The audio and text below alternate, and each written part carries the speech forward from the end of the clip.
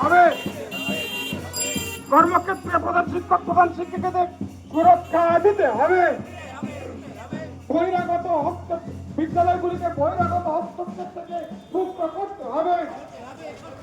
বহিরাগত শক্তির হস্তক্ষেপ থেকে বিদ্যালয় এবং মাদ্রাসাগুলিকে মুক্ত করতে হবে। এই দাবিতে এসএফআইএম আন্দোলন চলছে।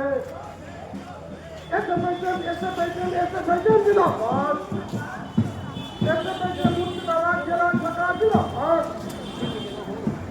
এসএফআইএম শাখা জিন্দাবাদ।